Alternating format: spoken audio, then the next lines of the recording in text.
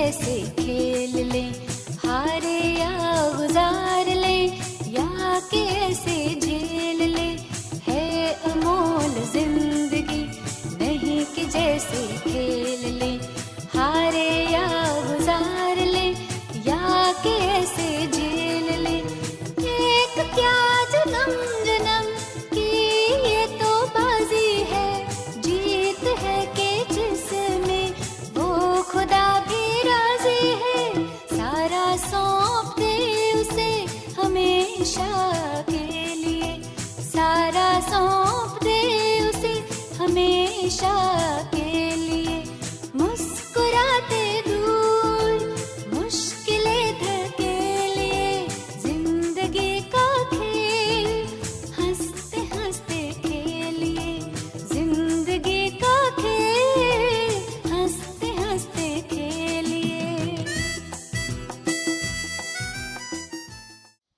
ओम शांति।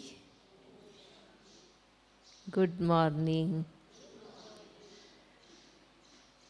कैसा प्रोग्रेस हो रहा है? हाँ, अच्छा हो रहा है।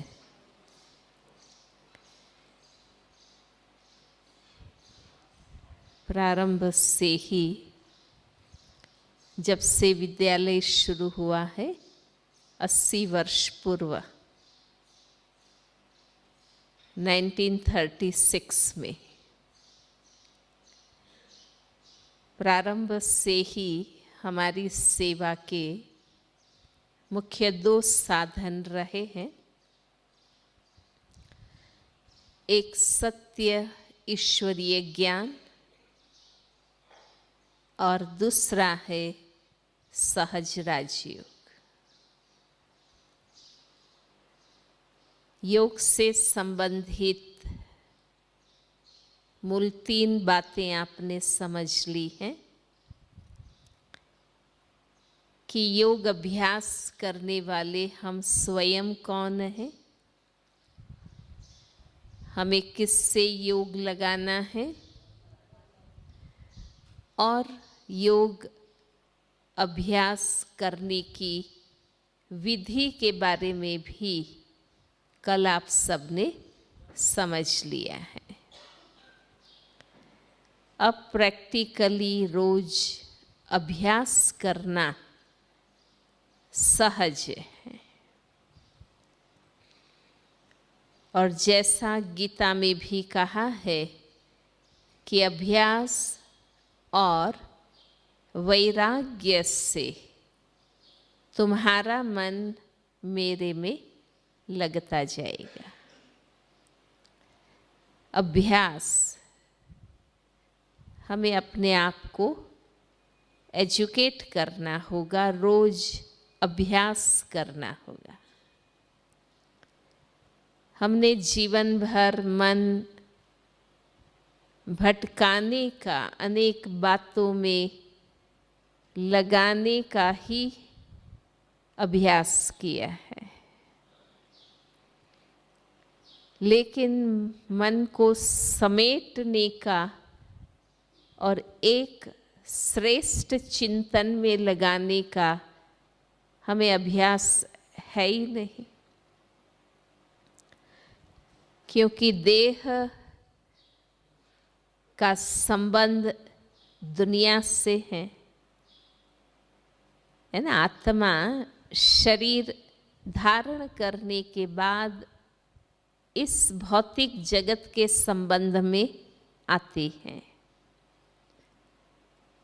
इसलिए हम कहते हैं आप मुए मर गई दुनिया, शरीर छूटा, संसार भी समाप्त हुआ, नया शरीर लेते हैं, नए संबंध, परिवार, समाज को प्राप्त होते हैं। तो आत्मा देह द्वारा दुनिया के संपर्क में आती है। इसलिए जैसे ही बॉडी कॉन्शियस बनते हैं, हम ऑटोमेटिक दुनिया से अटैच हो जाते हैं। इसलिए दुनिया, वैभव, पदार्थ, प्रवृत्ति, संबंध, सबसे मन बुद्धि अटैच होने लगते हैं। तो पहला अभ्यास यही आपको सिखाया गया कि देहभान से डिटैच रहेंगे तो ऑटोमेटिक बाकी सब दुनियावी बातों से हम डिटैच साक्षी होकर देख सकेंगे, पार्ट प्ले कर सकेंगे। तो योग से संबंधित बातें आपने समझ ली हैं। जब सत्य ज्ञान समझ में आता है तो नेचुरली जो कुछ असत्य है, असार है, अयथार्थ है, वहाँ से हमारा मन हटने लगेगा, है ना। तभी कहेंगे कि हमने समझा है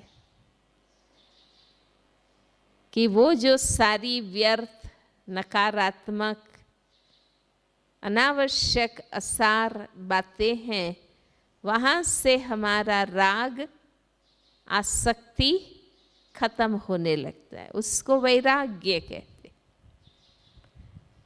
वो तो कल आपको बताया ना कि वैराग्य माना कोई भगवा पहनना, सफ़ेद कपड़े पहन लेना नहीं है।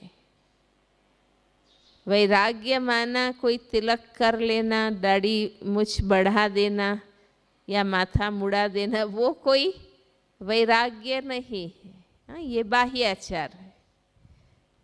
वैराग्य माना अपवित्र, असत्य, असार, अयथार्थ जो कुछ है वहाँ से डिटैच हो जाना, उनसे निकल जाना। तो जब ज्ञान समझ में आता है तो अपने आप हम व्यर्थ से निकलने लगते हैं। इसलिए नित्य सद्ज्ञान सुनना और रोज सुबह शाम योग अभ्यास करना ये ज़रूरी है। इससे एकाग्रता आएंगी, परिवर्तन आएगा। और अब ईश्वरीय ज्ञान से संबंधित और भी सत्य हैं जिनको समझना बहुत ज़रूरी है। स्वयं को जानना, पिता परमात्मा को पहचानना जितना आवश्यक है, इतना ये दुनिया क्या है, जहाँ हम आए हैं, जीवन जी रहे हैं, कर्म कर रहे हैं, कर्म फल भोग रहे हैं, ये संसार का खेल क्या है, कैसे चलता है, उसका आदि कैसा है, मध्य कैसा है, अंत कैसा है। सृष्टि खेल का सही ज्ञान न होने के कारण अनेक मतें उत्पन्न हुई है। कोई समझता है दुनिया में अनादि काल से ही दैवी और आसुरी वृत्ति के युद्ध चलते ही रहते हैं, सुख और दुख का ये चक्र है। कई कहते हैं दुख प्रधान सुख अल्प, दुख ही ज्यादा है इस संसार में, सुख बहुत थोड़ा है। तो वैरायटी मान्यता है। संसार के वर्तमान को देखकर कई निराश हो जाते हैं कि ऐसी कैसी दुनिया, शुरू से ही ऐसी है या अभी ऐसी हो गई है, क्या है। कई परमात्मा से नाराज हो जाते हैं कि ऐसा कैसा खेल बनाया है। गाते हैं ना, दुनिया बनाने वाले क्या तेरे मन में समाया, काहे को दुनिया बनाई। हाँ वो कहते हैं ऐसी कैसी दुनिया आपने बनाई। ऐसा दुखमय संसार क्यों बनाया। तो आज आप इस सृष्टि खेल के बारे में समझेंगे कि वास्तव में ये संसार का खेल कैसे चलता है, परमात्मा ने इसको कैसा बनाया था और आज ये ऐसा कैसे बन गया है। तो सृष्टि का खेल प्रकृति और पुरुष से बना हुआ है। प्रकृति और पुरुष का खेल माना हम अब तक ये समझते रहे कि ये स्त्री और पुरुष का, नर और नारी का खेल है, परंतु अब आपने प्रथम लेसन में ही सत्य समझ लिया है कि शरीर स्त्री है, शरीर पुरुष है। मैं स्त्री हूं, गलत। मैं पुरुष हूं, गलत। शरीर स्त्री है, शरीर पुरुष है। मेल बॉडी, फीमेल बॉडी कहा जाता है। हम तो स्त्री शरीर या पुरुष शरीर को धारण करने वाली चैतन्य शक्ति आत्मा है। हम आत्मा है। आत्मा एक शक्ति है, point of light and might. आत्मा स्त्री नहीं है, आत्मा पुरुष नहीं, आत्मा एक शक्ति है। शरीर स्त्री है, शरीर पुरुष है। हम कहते हैं ना स्त्री शक्ति, तो शक्ति कौन और स्त्री कौन? शरीर स्त्री, आत्मा शक्ति। इसलिए सृष्टि का खेल प्रकृति और पुरुष का बना हुआ है, अर्थात 5 तत्व जिसे हम नेचर कहते हैं और चैतन्य शक्ति आत्मा से बना हुआ है। संसार में जितनी भी चीजें, वस्तुएं, वैभव, पदार्थ, साधन, जो कुछ हम देखते हैं, इन आंखों से जो कुछ दिखाई दे रहा है वो प्रकृति है। प्रकृति मानन मैटर, तत्व है। मैटर से बना है, इसलिए हर चीज, वस्तु को मटीरियल हम कहते हैं। ये फिजिकल वर्ल्ड है, भौतिक दुनिया है, 5 तत्वों से बने। शरीर भी 5 तत्व से बना है और सभी चीजें भी एक छोटे स्क्रू से लेकर बड़े से बड़ी मशीन्स प्रकृति के 5 तत्वों से बनी है। तो 5 तत्व हैं, पृथ्वी, आकाश, जल, वायु और अग्नि।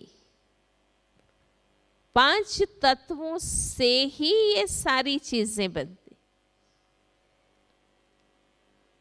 और भौतिक शक्ति के लिए भी विज्ञान को स्पष्ट है कि भौतिक शक्ति न उत्पन्न होती है न नष्ट होती है, वो केवल रूपांतरित होती है ना। हर चीज टूट फूट कर वापस तत्वों में मिल जाती और उन्हीं तत्वों से फिर हम वापस नई चीजें बनाते हैं। तो ये पांचों ही तत्व अनादि अविनाशी, अनादि अविनाशी। ये कब उत्पन्न हुए, कब खत्म होंगे, इसका एक ही जवाब है कि ये अनादि अविनाशी है। भल विज्ञान संशोधन करने के प्रयास करते हैं, परंतु फैक्ट आंसर उसका यही है कि ये अनादि और अविनाशी है। इसलिए बचपन में भी आपको कईयों को याद होगा, प्राइमरी स्कूलों में बच्चे आपस में ऐसा एक दो से हम पूछते थे कि अंडा पहले या मुर्गी पहले, हाँ, फल पहले या वृक्ष पहले। It is a cycle. ये अनादि अविनाशी है। और इसी प्रकार दूसरा है पुरुष माना चैतन्य शक्ति आत्मा। आत्मा भी अनादि अविनाशी। गीता के दूसरे अध्याय में बहुत सारे श्लोकों में ये बताया है, शरीर जन्मता है, शरीर मरता है। डेड बॉडी कहते हैं। आत्मा का शरीर धारण करना उसे जन्म कहते हैं। आत्मा का शरीर छोड़ देना उसे मृत्यु कहते हैं। लेकिन आत्मा स्वयं शक्ति है, अनादि अविनाशी है। इसलिए ये भी गीता में श्लोक है कि नैनम छिन्दन्ति शस्त्राणि नैनम दहति पावकः। जिसको शस्त्र छेद नहीं सकते, अग्नि जला नहीं सकती, पानी भिगो नहीं सकता, पवन सुखा नहीं सकती। आत्मा प्रकृति के तत्वों से अलग चैतन्य शक्ति। तो प्रकृति के पांचों ही तत्व भी अनादि अविनाशी है। आत्मा चैतन्य शक्ति भी अनादि अविनाशी है। और प्रकृति और आत्मा का बना हुआ यह सृष्टि खेल भी अनादि अविनाशी है। अब इस खेल में प्रकृति का कार्य क्या है, वो कैसे कार्य करती है, हम चैतन्य आत्माएं कैसे कार्य करती हैं, और परमात्मा का इस वर्ल्ड ड्रामा में क्या रोल है। स्थापना, पालना, विनाश का कार्य निरंतर चलता रहता है। परमात्मा के लिए हम कहते हैं ना कि वो स्थापना, पालना, विनाश का कार्य कराते हैं। गॉड शब्द भी उसी अर्थ में लेते हैं कि जी मीन्स जनरेशन, सर्जन, उत्पत्ति। ओ मीन्स ऑपरेशन, संचालन, पालना। और डी मीन्स डिस्ट्रक्शन, विनाश, संहार। ये स्थापना, पालना, विनाश का कार्य प्रकृति कैसे करती है, हम आत्माएं कैसे करते हैं, और फिर परमात्मा का रोल क्या है।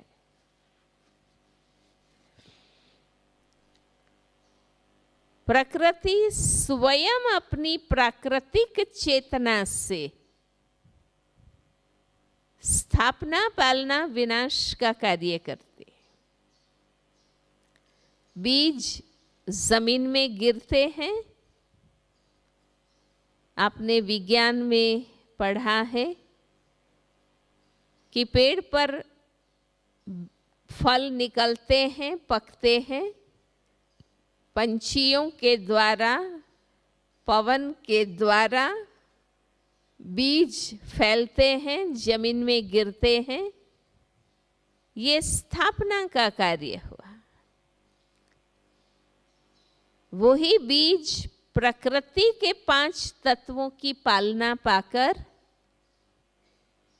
मिट्टी में मिलकर, हवा, पानी, धूप, खाद पाकर वो बीज फिर अंकुरित होता है, पौधा बनता है।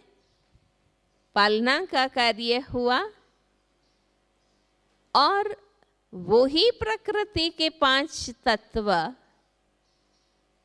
जब तमो प्रधान बन जाते हैं, पतित बन जाते हैं, तो वे उपद्रवी बनते हैं और प्राकृतिक आपदाओं के द्वारा अर्थक्वेक, फ्लड्स आते हैं, फैमन, अकाल होते हैं, हवा के तूफान चलते हैं।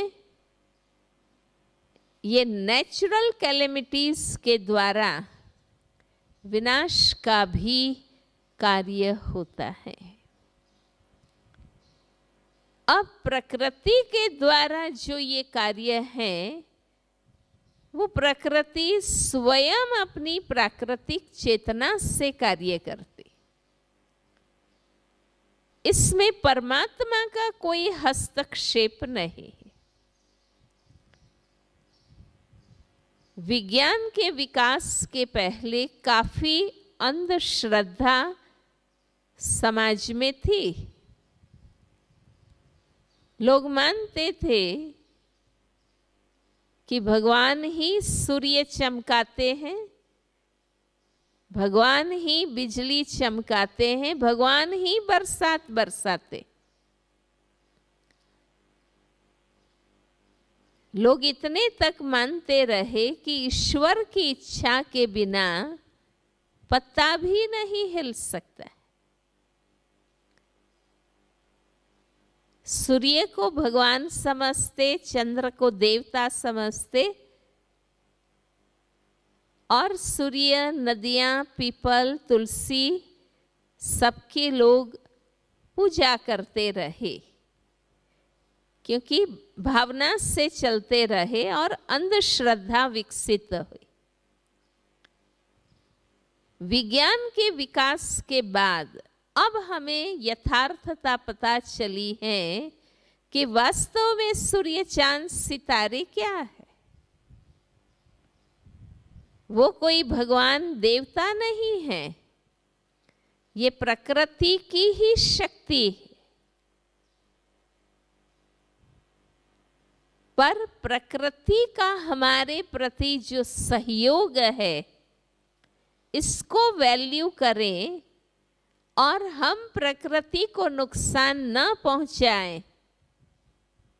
इसलिए भक्ति में भावना को मिक्स किया गया, धर्म जोड़ा गया कि हमें उसका उपकार मानना चाहिए, उसकी पूजा करने लगे। वास्तव में ये प्रकृति के तत्व है। अब हम जानते हैं कि सूर्य कैसे रोशनी देता है, बिजली कैसे चमकती है, बरसात कैसे पड़ती, हम जानते हैं।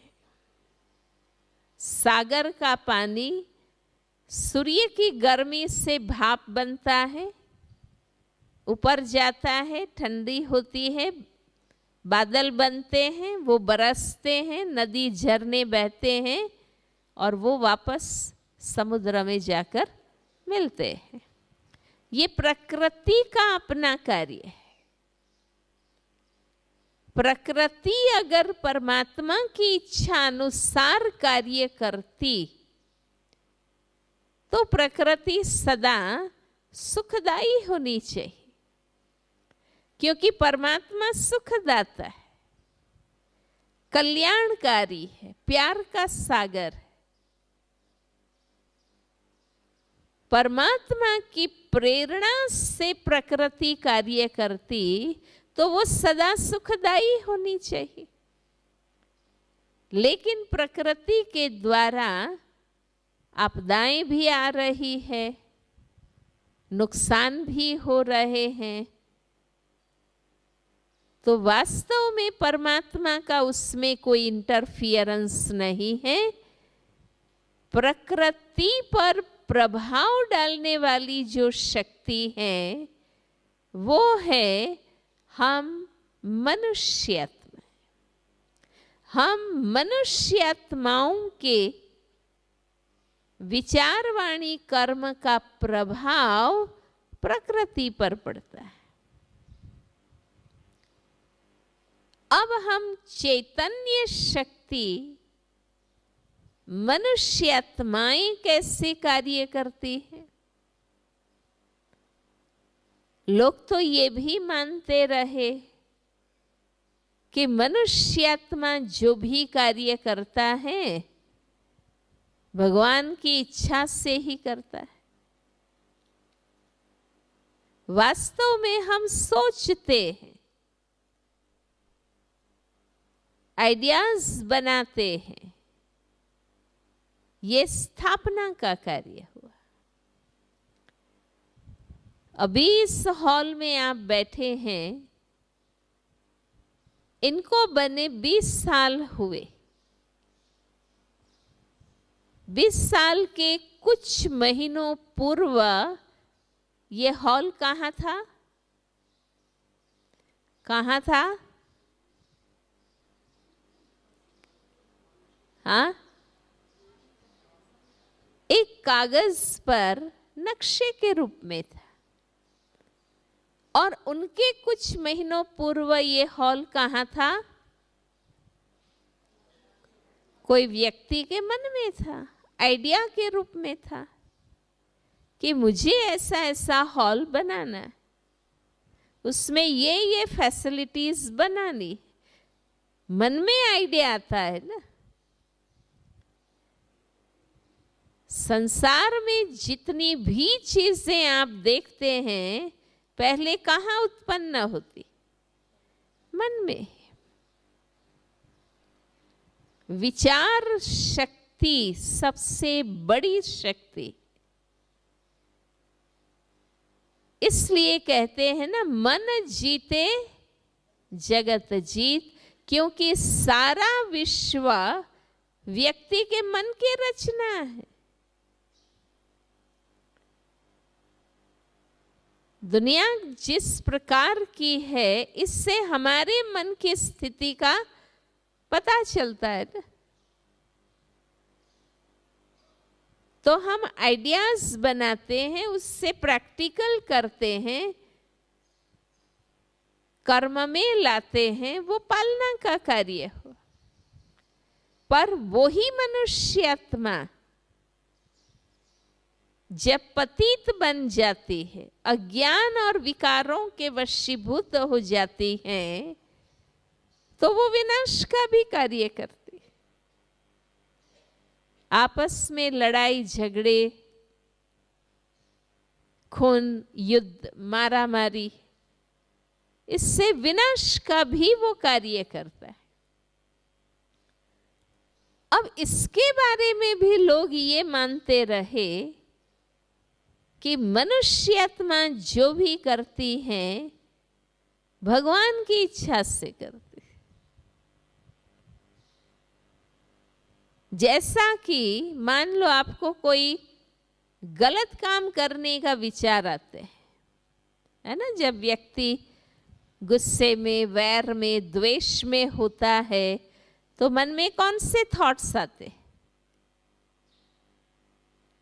तो कई बार हम कोई गलत कार्य करने के लिए तैयार हो जाते हैं, पर फिर हमें अंतः प्रेरणा आती है कि हमें ऐसा नहीं करना चाहिए। अब उसके बारे में लोग समझते हैं कि अंदर बैठा हुआ परमात्मा हमें पाप न करने के लिए कहता है। अंदर हमें भगवान ये प्रेरणा देता है कि ये गलत काम नहीं करो।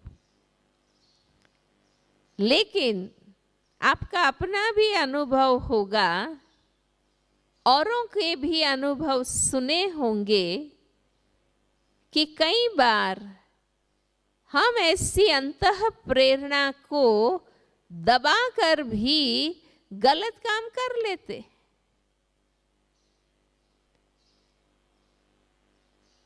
तो क्या परमात्मा की प्रेरणा इतनी कमजोर है कि इंसान उसको भी दबाकर गलत कर्म कर लेता है? फिर ऐसी प्रेरणा का तो कोई अर्थ ही नहीं है। इसका अर्थ तो ये हुआ कि मनुष्य सदा बुरा ही सोचता है। अच्छा करने की प्रेरणा जो आती है वो केवल परमात्मा की तरफ से आती है, बाकी इंसान बुरा ही सोचता रहता है। अगर हम बुरा ही सोचते तो बुरा ही करते रहते, तो दुख ही पाते रहते ना। पर हम सभी अपने जीवन में सुख भी पाते हैं, दुख भी पाते हैं। मीन्स हम अच्छा भी करते हैं, बुरा भी करते हैं। मीन्स हम अच्छा भी सोचते हैं, बुरा भी सोचते हैं। तो सत्यता ये है कि मनुष्य आत्मा अपने संस्कारों के प्रबलता अनुसार सोचता है। जब हमारे में अच्छे संस्कारों की प्रबलता है तो हम अच्छा सोचते हैं और दृढ़ रहते हैं। कितने भी कीचड़ के बीच रहते हुए कमल रहते। और अगर हमारे में गंदे संस्कार हैं तो अच्छे परिवार में जन्म लेते हुए भी गलत काम करते। तो मनुष्य आत्मा संस्कारों की प्रबलता अनुसार कर्म करता है। इसमें परमात्मा का कोई इंटरफियरेंस नहीं। हम मनुष्य आत्माओं के मन वचन कर्म का प्रभाव प्रकृति, पशु, पंछी जगत पर पड़ता है। प्रकृति, पशु, पंछी हमें फॉलो करते हैं। हमारे विचार, व्यवहार, वाइब्रेशंस का प्रभाव प्रकृति पर पड़ता है। इसलिए हमारे देश में ही ये गाया हुआ है कि जब राम राज्य था तो शेर और गाय, बाघ और बकरी एक घाट पर पानी पीते थे। माना हम मनुष्य आत्माएं जब पवित्र और दिव्य थे तो प्रकृति, पशु पंछी भी सात्विक थे। जब हम अपने जीवन के नियम संयम तोड़ते हैं तो ये आउटसाइड नेचर भी लॉ एंड ऑर्डर में नहीं रहती, वो भी उपद्रवी बन जाती। हम मनुष्यात्माओं के स्वभाव, संस्कार, कर्म, व्यवहार का प्रभाव प्रकृति पर पड़ता है। ये भी हमारे देश में गायन है कि द्वापर युग के ऋषि मुनि घने जंगलों के बीच रहकर तपस्या करते थे, गुरुकुल चलाते थे, आश्रम होते थे, पर उनकी तपस्या का पॉजिटिव पावर इतना फैलता था जो जंगल के हिंसक प्राणी आश्रम में पालतू प्राणी की तरह आकर बैठते थे। जब हमारी वृत्ति शुद्ध होती है तो उसके प्रभाव से पशुओं की हिंसक वृत्ति का भी शमन हो जाता है।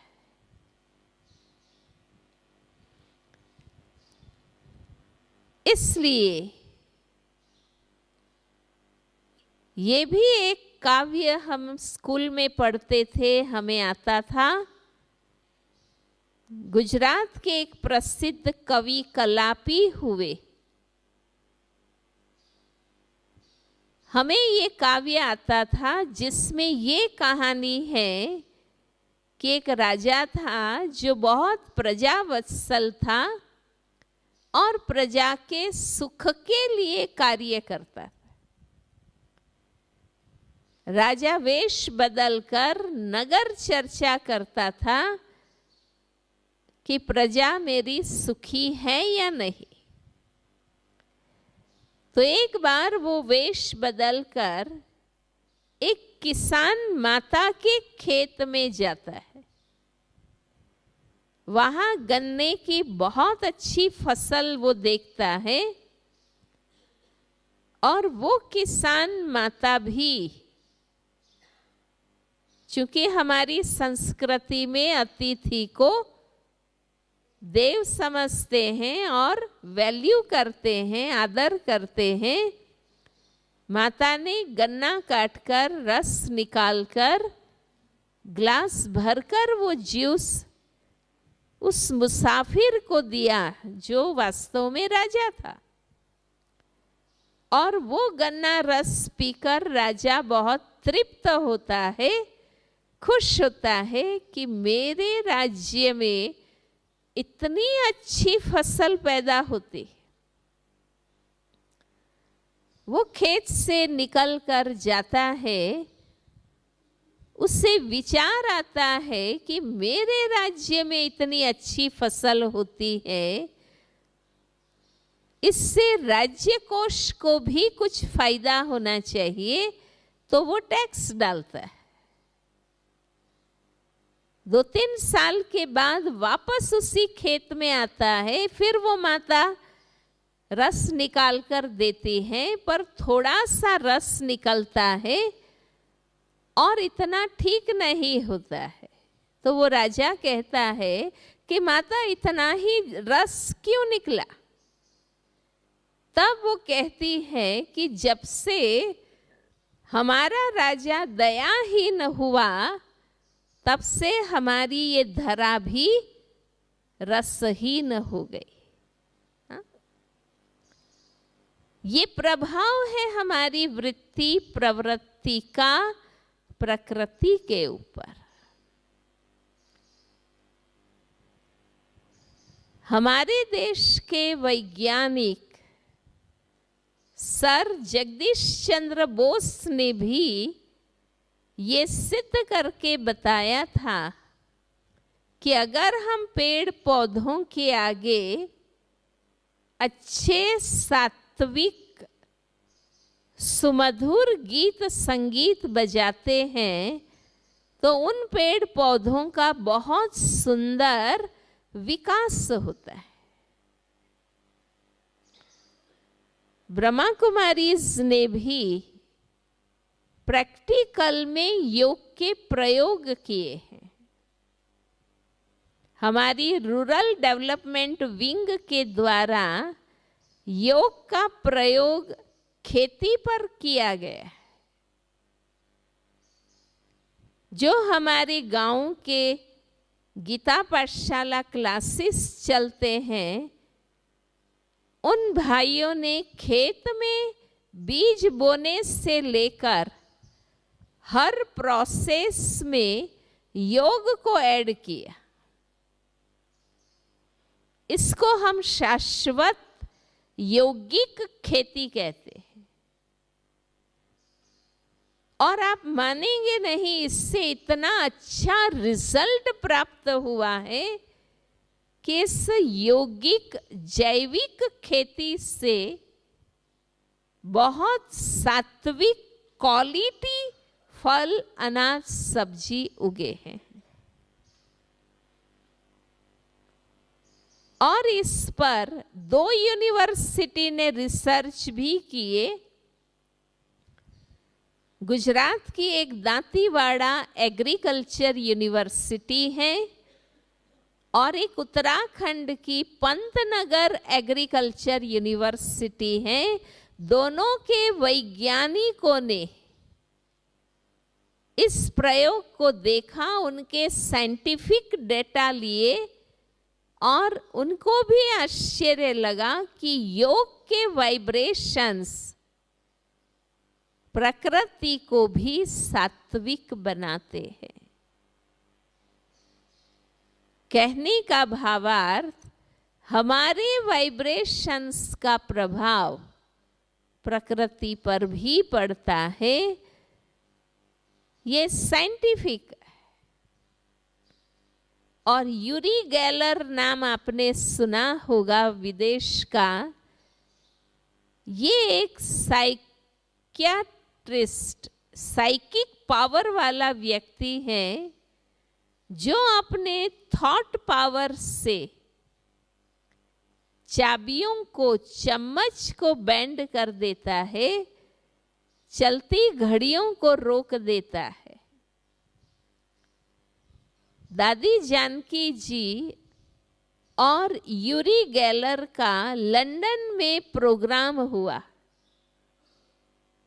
माइंड पावर पर, और उसमें सभा के बीच यूरी गैलर ने हाथ में बीज लिए और थॉट पावर से हाथ में बीज अंकुरित करके बताए। हमारे थॉट्स का प्रभाव। और इसलिए हमारी संस्कृति में हमें शुरू से सिखाया जाता है कि भोजन बनाते समय जिस प्रकार के विचारों में आप रहते हैं, उसका अन्न पर और उसे खाने वाले व्यक्ति के मन पर उसका प्रभाव पड़ता है। इसलिए हम कहते हैं, जैसा अन्न वैसा मन, जैसा पानी ऐसी वाणी, जैसा संग ऐसा रंग कहा जाता है। होटल का भोजन, माँ का प्यार से बनाया हुआ भोजन और परमात्मा की याद में बनाया हुआ प्रसाद, कितना अंतर है तीनों में। भोजन तो वही है ना, पर बनाते समय मन में कौन से विचार है। इसलिए भोजन बनाते समय और भोजन खाते समय हमारे थॉट्स कितने शुद्ध होने चाहिए। विचारों का अन्न पर, अन्न द्वारा व्यक्ति पर प्रभाव पड़ता है। और इसलिए हम कहते हैं जब कोई व्यक्ति किसी के ही गीत गाता रहता है, कोई व्यक्ति के बहुत प्रभाव में रहता है, तो हम कहते हैं ना, ये तो इसको कुछ खिला दिया है, कुछ पिला दिया है, वो तो उसकी ही महिमा के गीत गा रहा है। प्रभाव, वाइब्रेशंस का प्रभाव अन्न द्वारा व्यक्ति के मन पर जाता है। इसलिए तो अन्न शुद्धि का नियम क्यों कहते हैं।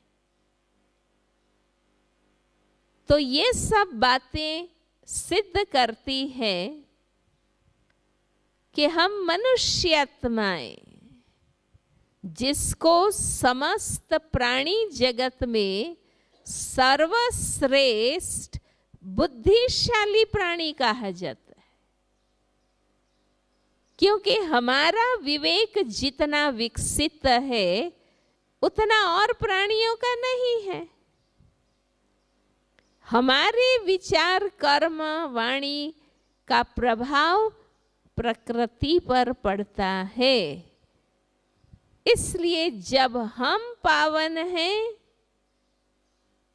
तो संसार स्वर्ग है, हम पतित बनते हैं तो यही दुनिया नरक बन जाती।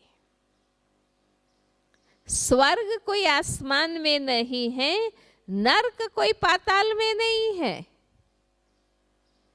देवताएं कोई ऊपर नहीं रहते हैं, असुर कोई पाताल में नहीं रहते। हम मनुष्य आत्माएं जब संपूर्ण पवित्र और दिव्य गुण संपन्न होते हैं तो हम ही देवता कहे जाते हैं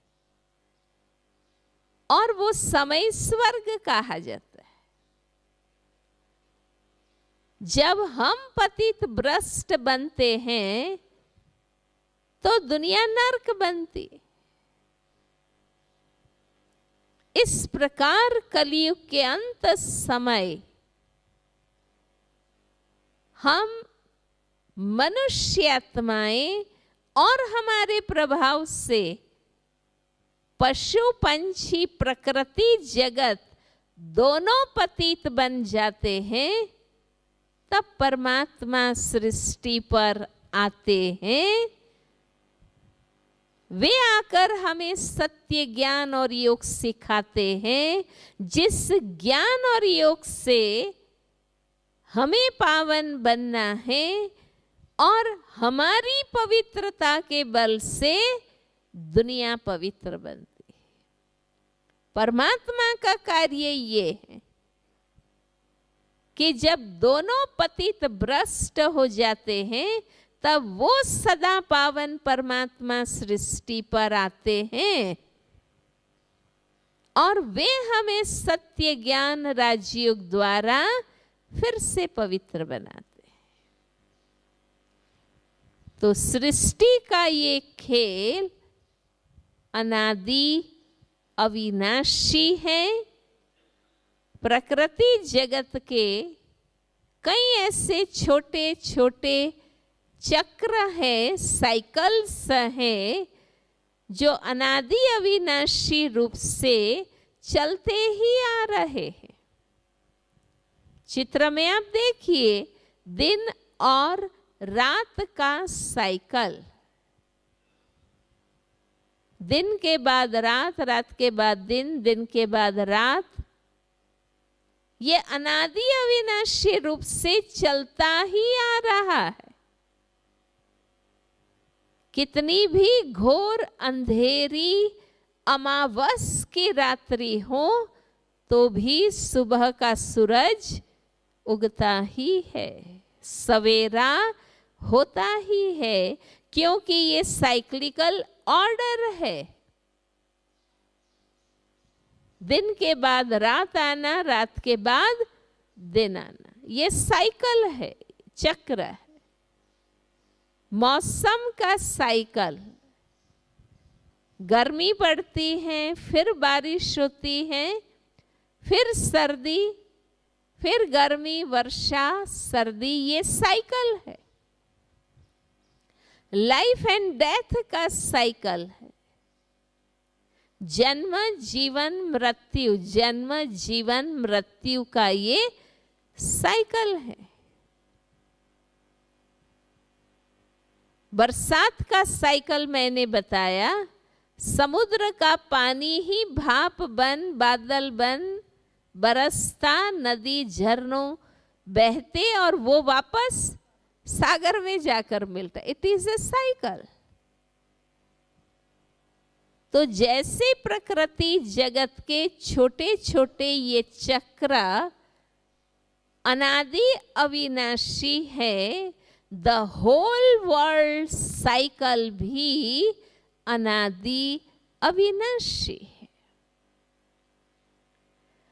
हर साइकिल का अपना टाइम ड्यूरेशन है, हर चक्र का अपनी समय अवधि है। डे एंड नाइट का साइकिल 24 घंटे का है। दिन के बाद रात, रात के बाद दिन, ये 24 घंटे का साइकिल। सप्ताह का साइकिल 7 दिन का है, फिर वापस वही संडे मंडे ट्यूसडे वापस वही आता है। वर्ष का साइकिल 12 मास का है, फिर वापस वही जनवरी फरवरी मार्च। Same the whole world cycle 5000 वर्ष का है। प्रति 5000 वर्ष के बाद ये साइकिल रिपीट होता है। इसलिए हम कहते हैं हिस्ट्री रिपीट्स इटसेल्फ। हर 5000 वर्ष के बाद ये पुनरावृत्त होता है। इसलिए हम कहते हैं नथिंग इज न्यू। कुछ भी नया नहीं है, जो हुआ था वो ही फिर से हो रहा है।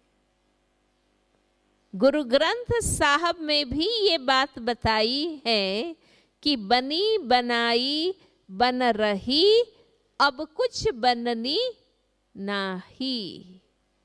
चिंता ताकि कीजिए अनहोनी होए। हाँ, अनहोनी हो तो चिंता करे ना।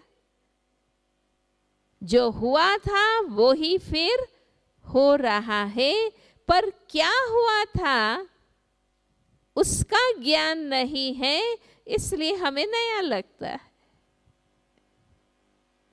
गीता में भी ये बात स्पष्ट कही।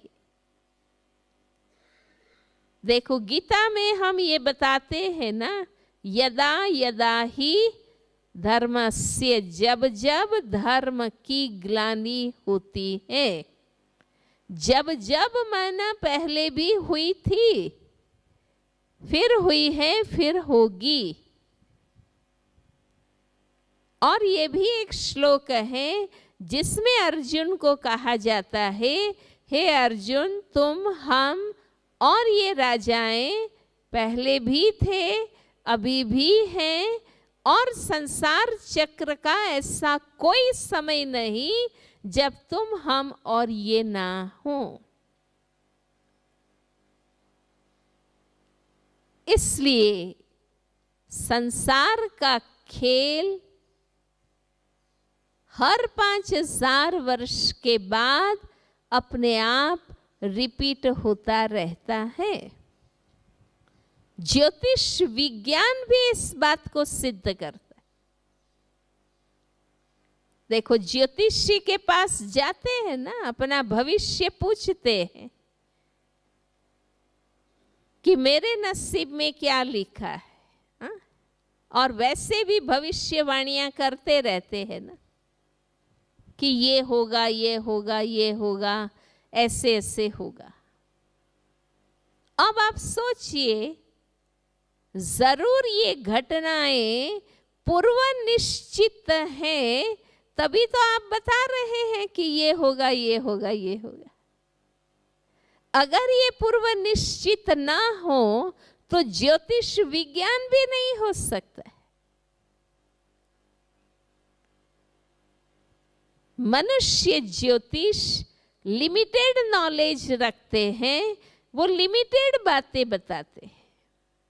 परमात्मा बेहद का ज्योतिष है,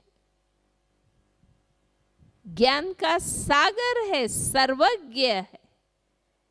इसलिए वो सारे वर्ल्ड साइकिल के लिए बताता है कि ये सृष्टि खेल पूर्व निश्चित है और हर 5000 वर्ष के बाद ये रिपीट होता है। पर चूंकि व्यक्तिगत हमारा क्या रोल पूर्व निश्चित है वो हमें पता नहीं है, इसलिए कहा जाता है कि तुम अपना हर कर्म श्रेष्ठ ते श्रेष्ठ करने का पुरुषार्थ करो। गीता में कहा है ना कि तेरा कर्म पर अधिकार है। हमारा कार्य है हर कर्म उत्तम करने का पुरुषार्थ करना। फिर जो परिणाम आता है उसके लिए हम कहेंगे कि चलो भाई, जो ड्रामा में लिखा था वो हुआ। व्यक्तिगत रूप से हम कहते हैं जो हमारे नसीब में था वो हुआ।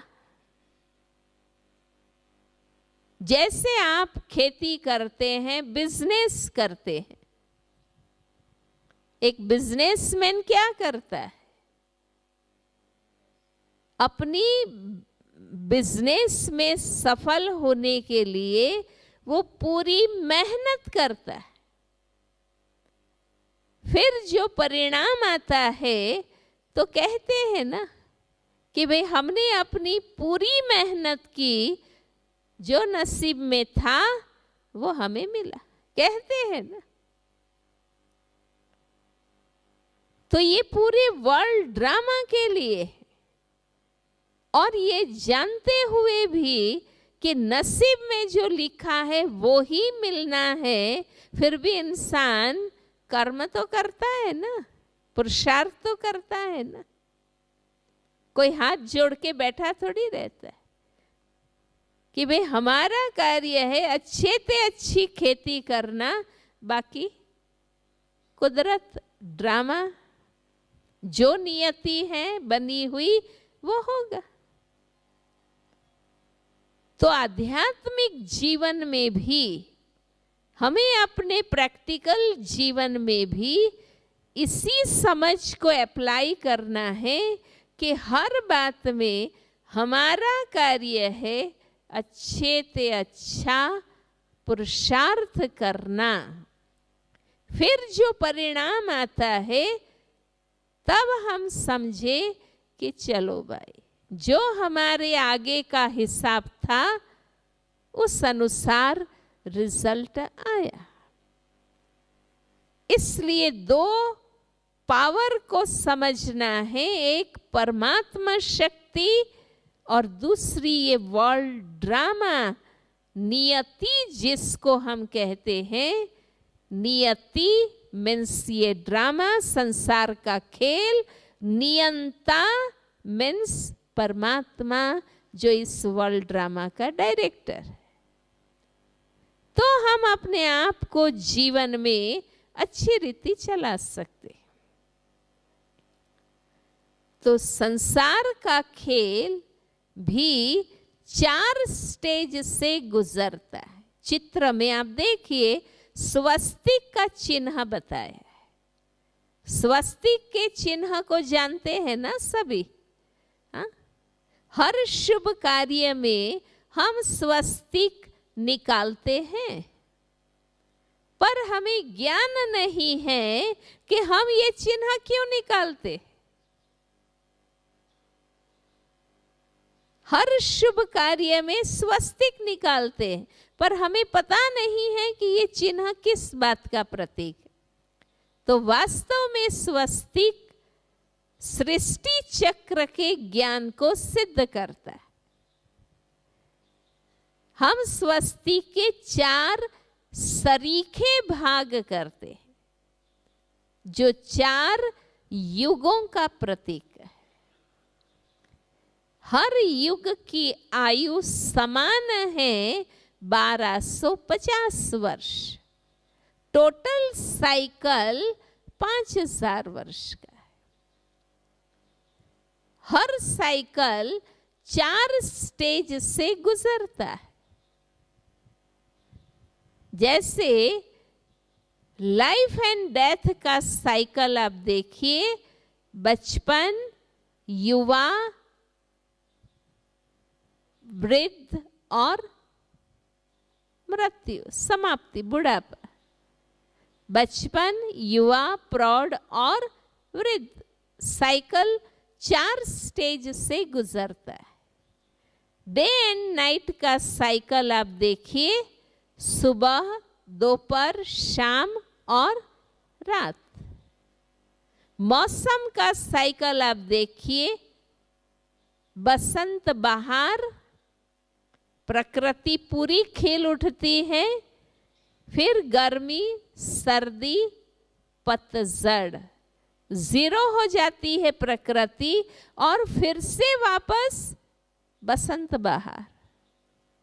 हाँ, पतझड़ को देखकर कोई सोच सकता है कि इतना खिला हुआ प्रकृति जगत हो सकता है?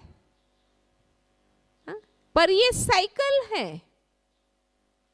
सेम संसार चक्र का पहली स्टेज 1250 वर्ष सतयुग उस टाइम पीरियड को कहा जाता है, क्योंकि हम आत्माएं और प्रकृति जगत सत्य पवित्र होते। इसलिए आप देखिए स्वस्तिक का हाथ सतयुग में राइट साइड बताया है, जो शुभ की निशानी है कि जब हम आत्माएं सत्य पवित्र हैं, हमारे प्रभाव से प्रकृति जगत भी सत्य पवित्र है, तब पूर्ण सुख शांति की वो दुनिया होती है जहां शुभ ही शुभ है, सुख ही सुख है। संसार चक्र का ये टाइम गोल्डन पीरियड कहा जाता है और हर धर्म ये स्वीकार करता है कि सृष्टि का आदिकाल गोल्डन एज था। आप यहाँ आर्ट गैलरी में देखना, हर धर्म के कोटेशन वहाँ दिए हैं कि हर धर्म में कैसे इसकी मान्यता है कि मानव जाति अपने आदि काल में सतो प्रधान थी। हिंदू भाई बहने उसे स्वर्ग वैकुंठ का समय कहते हैं। मुस्लिम लोग उस टाइम पीरियड को जन्नत बहिश्त कहते हैं। क्रिश्चियन भाई बहने उसे हेवन पैराडाइज कहते हैं, सिख भाई बहने उसे सचखंड सुखधाम कहते हैं।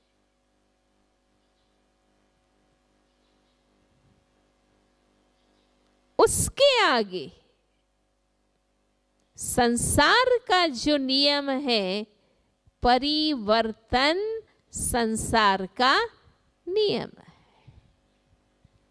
हर चीज क्षण क्षण नई से पुरानी होती है और फिर वापस पुरानी से नई बनती। इसलिए गीता सार में क्या बताते हैं कि परिवर्तन संसार का नियम है। Nothing is permanent in this world. Only change is permanent.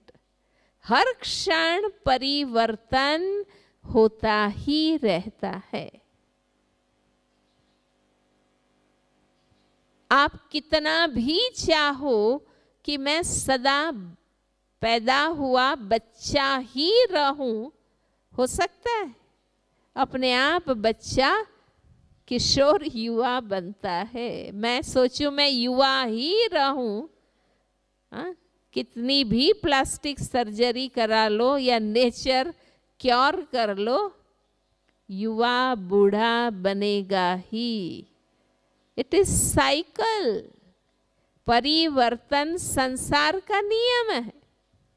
और इसलिए चक्र में आप देखिए, सतयुग के बाद त्रेता युग में स्वस्तिक का हाथ राइट साइड से नीचे जाता हुआ दिखाया है।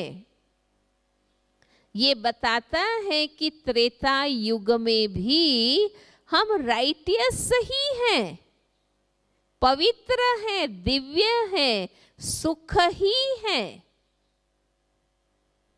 वहां हम बिगड़ते नहीं हैं, दुखी नहीं होते हैं, पर परसेंटेज डाउन होती।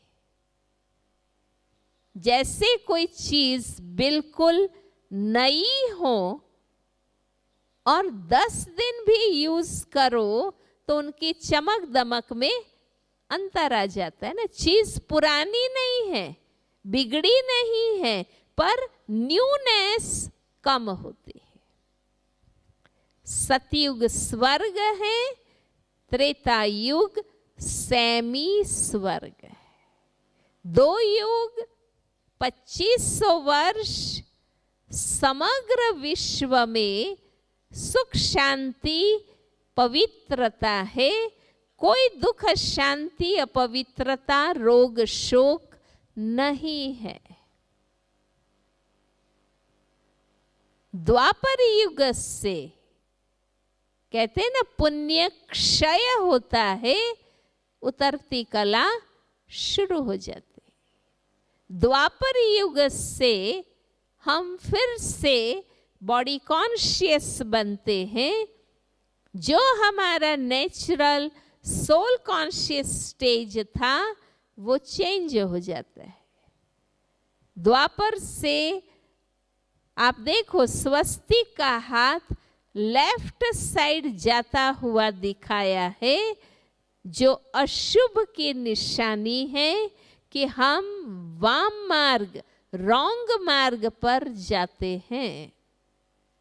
और ये बातें लिखी है शास्त्रों में कि द्वापर युग से देवताएं वाम मार्ग, विकारों के मार्ग पर जाते हैं।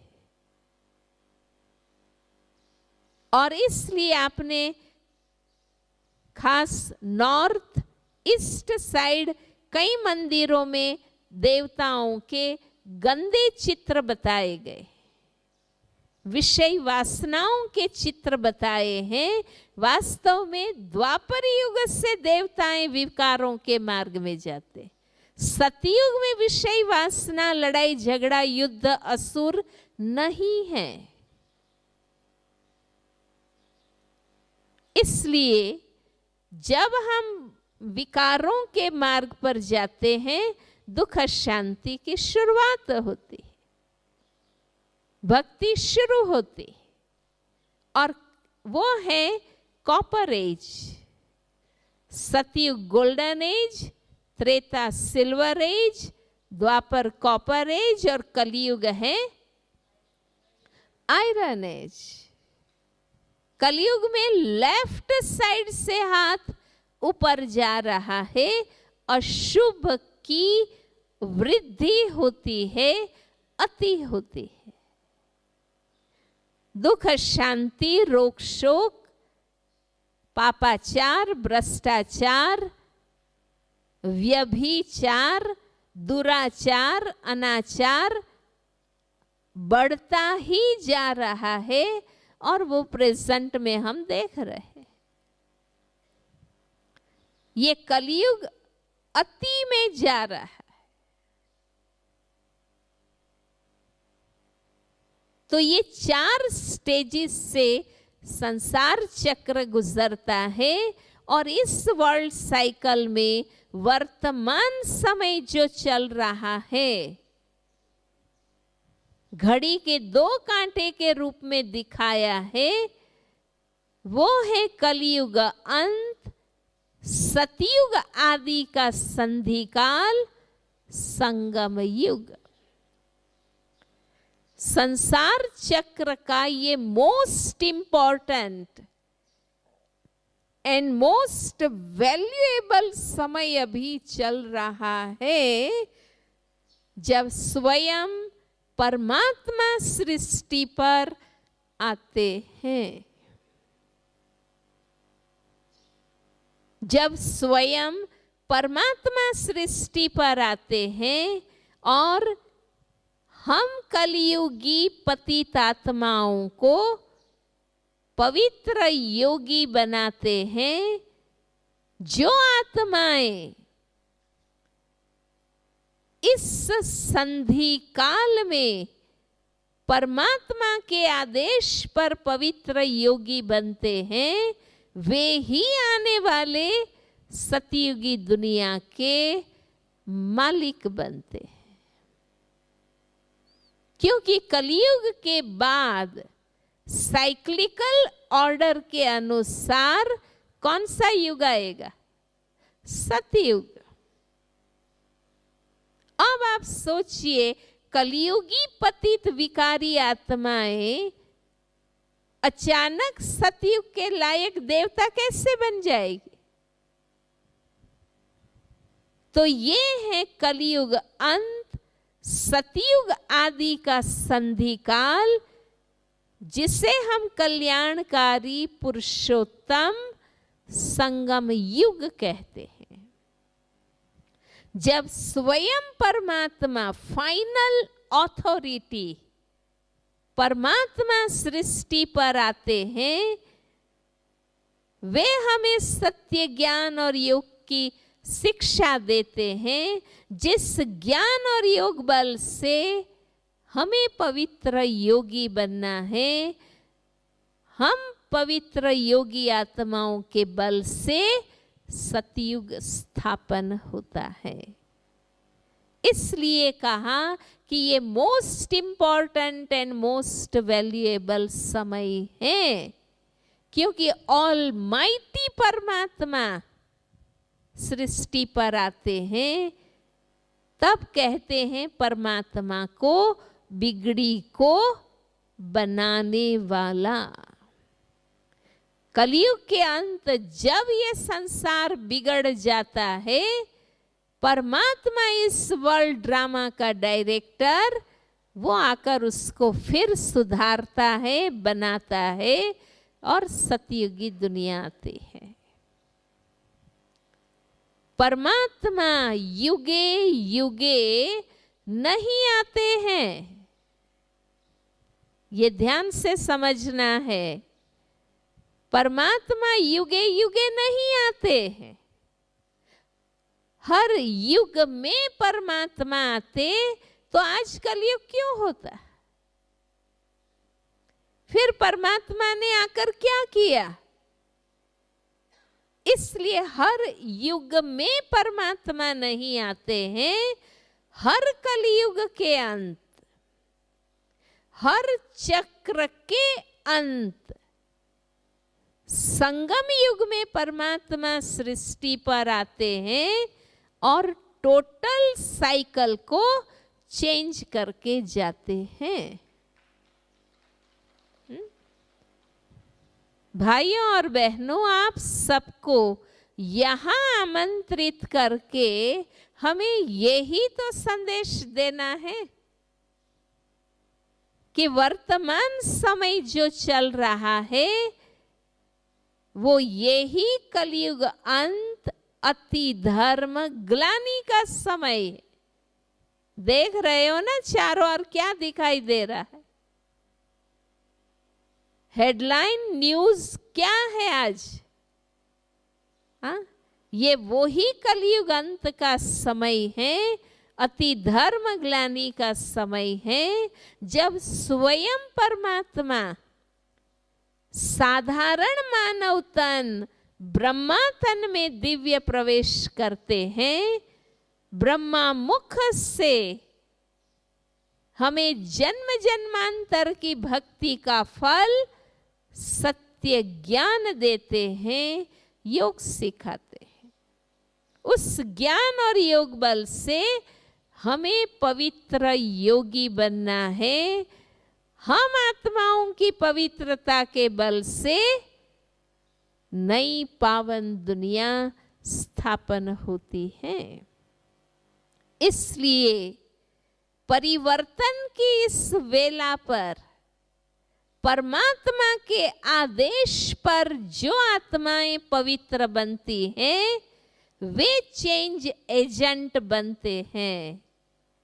इसलिए वे ही आत्माएं सतयुगी दुनिया के राजभाग्य को प्राप्त करती है। इसलिए परमात्मा का आदेश है, पवित्र बनो, योगी बनो। जो पवित्र बनेगा वो पवित्र दुनिया का मालिक बनेगा। इसलिए अब समझ गए ना, पवित्र बनो, योगी बनो, ये संदेश परमात्मा का संदेश है। हम ब्रह्मा कुमार कुमारियां, हम निमित्त है। हाँ, लोग समझते हैं कि ब्रह्मा कुमारियां सबको पवित्र बना देती है। हाँ, कोई कहता है सफेद कपड़े पहना देती है। हाँ, वहां जाएंगे तो वहीं रह जाएंगे। कोई कहते हैं ये भाई बहन बना देते। अब ये ब्रह्मा कुमारियां नहीं कहती है, ब्रह्मा कुमारियां निमित्त है, भगवान का आदेश है। भगवान का आदेश है, पवित्र बनो, योगी बनो। कोई भी भगीरथ कार्य करने के लिए पवित्रता और योग की शक्ति चाहिए, तभी सत्य दुनिया हम स्थापन कर सकते। इसलिए परमात्मा हम मनुष्य आत्माओं से पवित्र योगी जीवन का सहयोग चाहते हैं। देंगे आप सब? हाँ, कौन सहयोग देगा? हम तो दे रहे हैं, इसलिए हम कह रहे हैं। हाँ, पर परमात्मा का ये आदेश आप भी मानेंगे? क्या विचार है? हाँ, हाथ ऊपर करो अगर सचमुच आप समझ रहे हैं। हाँ, एक दो को देख के हाथ नहीं करना। हाँ, और ताकत से हाथ ऊपर करो। हाँ, नाश्ता तो तैयार है। हाँ, बहुत अच्छा, ताली बजाओ। परमात्मा घर बार नहीं छुड़ाते हैं, विकार छुड़ाते हैं। अब पवित्र बनने की बात है, घर बार छोड़ने की तो बात ही नहीं है ना। और लोग उल्टी बातें फैलाते हैं कि ये घर बार छुड़ाते हैं। तो घर बार छुड़ा के यहाँ सबको बिठा के क्या करना है? हाँ, हर एक को अपनी रचना खुद संभालना है। अपना घर, नौकरी, धंधा, परिवार खुद संभालना है। पर जो परिवार नौकरी धंधा आप गुस्से से संभालते हैं, विषय वासना से संभालते हैं, वही यहाँ शांति, पवित्रता, प्रेम से संभाल रहे हैं। ये चेंज करना है। वो तो कर सकते हैं ना हर कोई। इसलिए परमात्मा कहते हैं अभी ही, अभी नहीं तो बरोबर बोला हाँ, अभी नहीं तो कभी नहीं, क्योंकि और कोई युग में परमात्मा नहीं आते हैं। परमात्मा एक ही बार आते हैं, अभी कलयुग के अंत समय। इसलिए समय की पुकार है, परमात्मा का आदेश है। समय पर जो आत्माएं मदद करती है, उसको सदा मदद करने के लिए परमात्मा बंधा हुआ है। हाँ, ये मौका है। इसलिए ये मनुष्य से देवता बनने का युग है। ये टोटल वर्ल्ड ट्रांसफॉर्मेशन का समय है। हमें ज्ञान, योग और पवित्रता के बल से नई दुनिया लानी है। तो ये सृष्टि का खेल वंडरफुल खेल है। वर्ल्ड ड्रामा हम इससे कहते हैं। इस वर्ल्ड ड्रामा में सृष्टि रंगमंच है ना। तभी तो हम यहाँ जीते हैं, कर्म करते हैं। ये कर्म क्षेत्र है, रंगमंच है, जहाँ हम पार्ट प्ले करते। सूर्य, चांद, सितारे इस मांडवे की, मंडप की रोशनी है। हम आत्माएं इस वर्ल्ड ड्रामा की एक्टर्स हैं। शरीर हमारी ड्रेस है। शरीर रूपी ड्रेस पहनकर हम आत्मा एक्टर्स वैरायटी रोल्स प्ले करते हैं। अब आप बताओ, सुबह उठते हैं तब से लेकर रात को सो जाते हैं तब तक कितने प्रकार के पार्ट प्ले करते? कितने प्रकार के? हाँ? अभी आप बच्चे के साथ है तो माँ के रोल में, पति के साथ है पत्नी के रोल में, माँ बाप के साथ में है बेटी के रोल में, ऑफिस जाते हैं ऑफिसर के रोल में।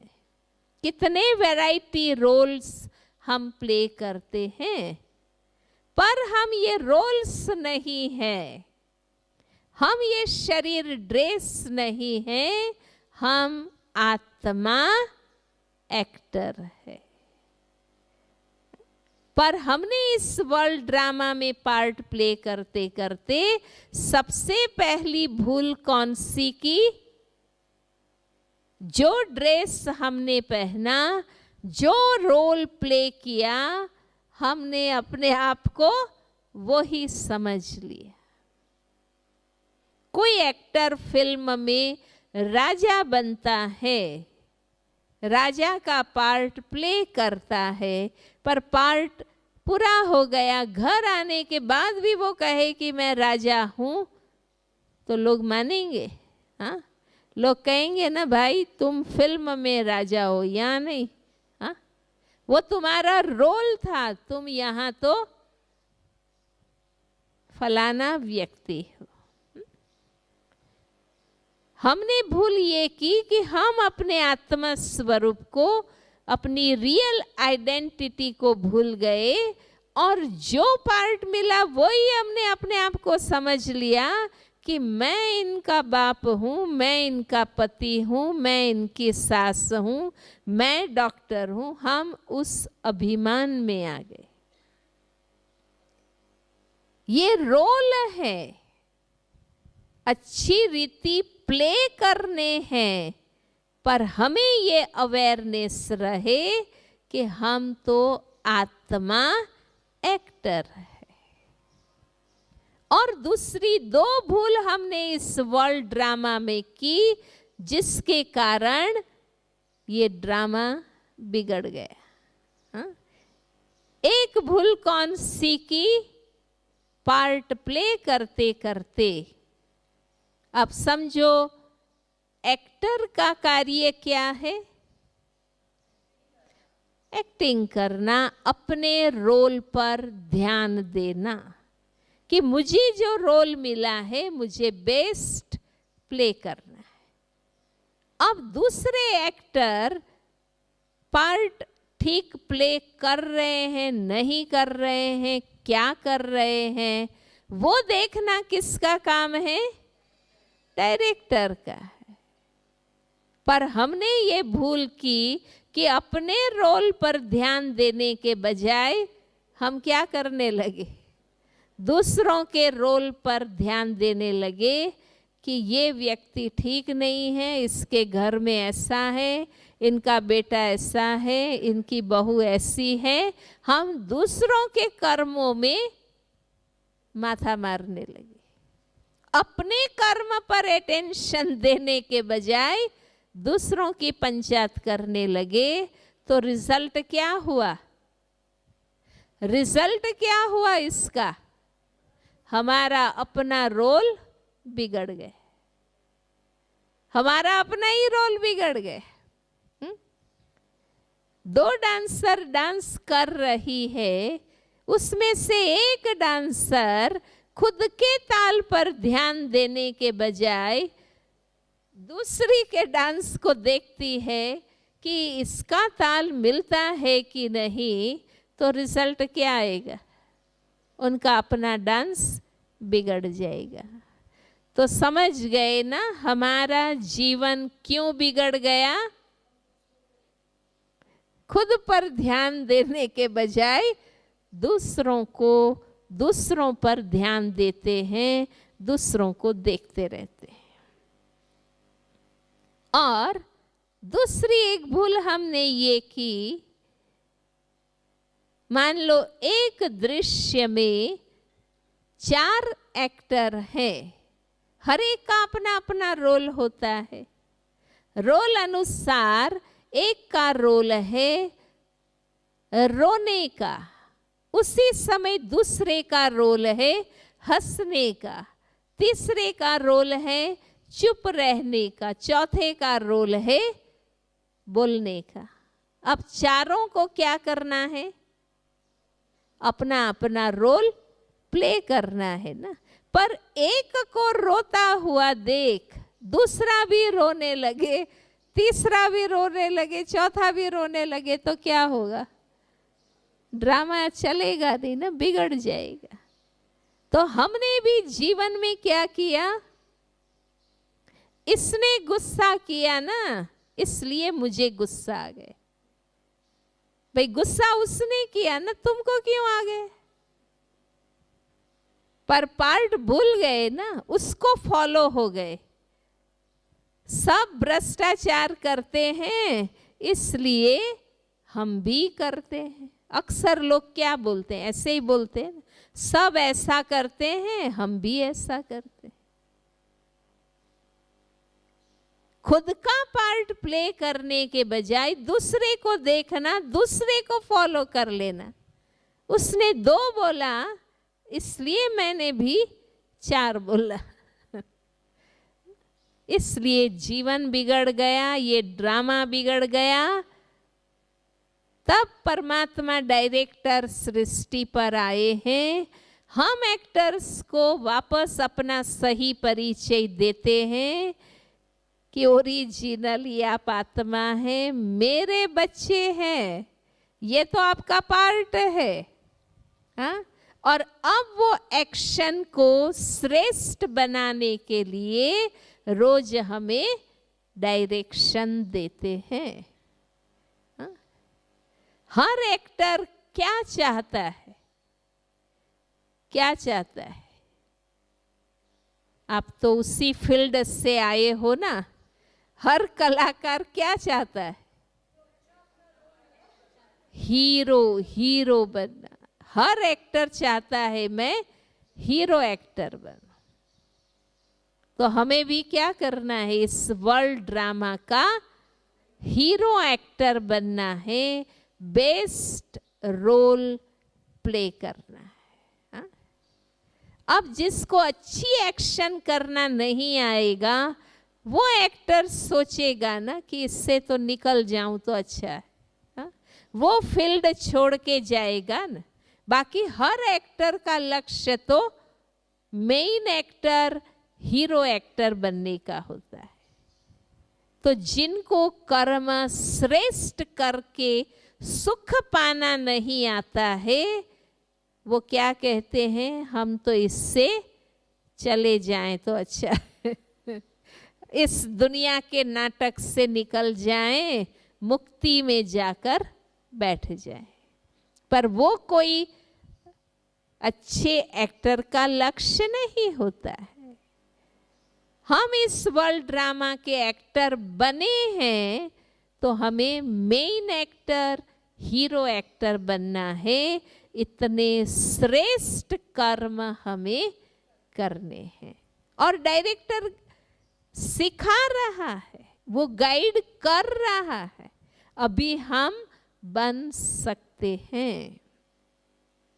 और लास्ट बात कि वर्ल्ड ड्रामा का ये साइकिल अब पूरा हो रहा है। अब हमें वापस घर जाना है। नाटक पूरा होता है तो एक्टर्स क्या करते? हाँ, घर जाएगा ना। नाटक पूरा हो जाए, ऑडियंस भी जाने लगे और वो एक्टर ऐसा ही खड़ा रहे तो कैसा लगेगा? वो कहेंगे ना भाई जाओ, अब तो पूरा हो गया ना। हाँ, तो ये नाटक पूरा हो गया है। अब ये नाटक की ड्रेस उतार कर मुझ आत्मा को अपने ओरिजिनल पवित्र सत्य स्वरूप में आकर वापस घर जाना है। कौन सा घर? परम धाम। हाँ, नाटक पूरा होने आया है। अब वापस घर जाने की तैयारी करनी है। हाँ, आपको तो कल जाना है ना। हाँ, पर आपकी बुद्धि आज से समेटने लगेगी। है ना। तो अब ये नाटक भी पूरा हो रहा है तो बुद्धि को समेटो, इच्छाओं को समेटो, है ना। तभी तो शांत पवित्र मन से वापस घर जा सकेंगे। जाना है ना कि यहाँ ही रहना है?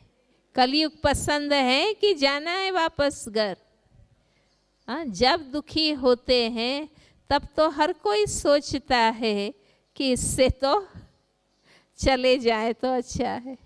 हाँ, तो ये पूरा ड्रामा ही दुखी हो गया है ना। कलयुग अंत में हर कोई दुखी हो गया है ना। तो अब ये पूरा हो रहा है। परमात्मा पिता आए हैं हमें वापस घर ले जाने के लिए, इसलिए हमें फिर से तैयारी करा रहे हैं, पवित्र बना रहे हैं ताकि हम इजीली वापस घर जा सके। तो ये है वर्ल्ड साइकिल का ज्ञान। आज के लेसन का सार यही है कि सृष्टि का चक्र, ये साइकिल पूरा हो रहा है, वापस घर जाना है, फिर नई दुनिया में आना है।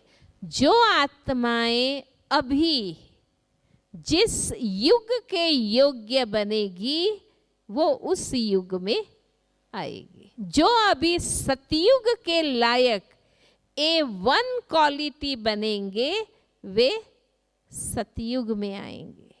जो त्रेता के योग्य बनेंगे वो त्रेता युग में आएंगे, जो अपने को नहीं बदलेंगे, हाँ, वो द्वापर के योग्य होंगे, वो द्वापर में आएंगे, और कलयुग के योग्य होंगे वो कलयुग में आएंगे। तो आपका विचार क्या है? अच्छा, चाहिए तो A1 क्वालिटी। हाँ, कोई भी चीज खरीदते हैं तो क्या सोचते हैं? अच्छी क्वालिटी है ना, चाहिए सबको A1 क्वालिटी। तो अपनी लाइफ भी कैसी बनानी है? A1 क्वालिटी बनना है ना। तो एक बार फिर हाथ ऊपर करो ताकि बाबा भी देख ले, हाँ, और आपको सदा ये दृश्य याद रहे, तो बाबा का मदद भी मिलता रहेगा। ओम शांति। 3 मिनट बाबा की याद में बैठेंगे, बहुत सुंदर गीत सुनेंगे। अब हमें सतयुगी दुनिया में आना है, तो अभी इस परिवर्तन की वेला में परमात्मा को क्या मदद करनी है? पवित्र मन रखो, पवित्र तन रखो, पवित्रता ही